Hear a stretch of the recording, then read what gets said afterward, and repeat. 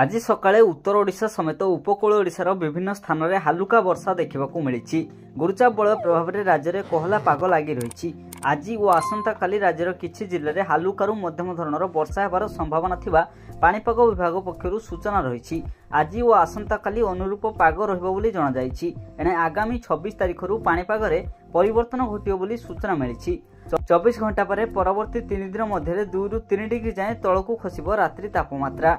उत्तर उपकूल ओडिशा समेत उत्तर आभ्यंतरीण ओडिशार झारसुगुड़ा, संबलपुर, बरगड़, पार्श्ववर्ती सोनपुर, बलांगीर जिलार किछि अंचल में हालुका वर्षा जारी रही। सेहिपरि आगामी 24 घंटा मध्य राज्यर 12टी जिले में घन कुहुड़ी नहीं आंचलिक पाणीपाग विज्ञान केन्द्र पक्षरु येलो वार्निंग जारी करा जायछि। दक्षिण और उत्तर ओडिशार किछि स्थान में मध्यम धरणर वर्षा होबार संभावना रही।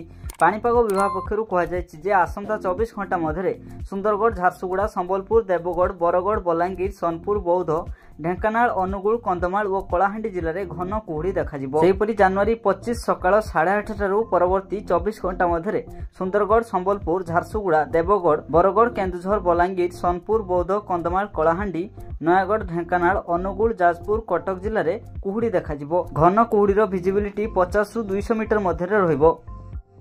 पाणीपाग संपर्कित एपरी ताजा अपडेट पाइबा पई हम चैनल को सब्सक्राइब करंतु।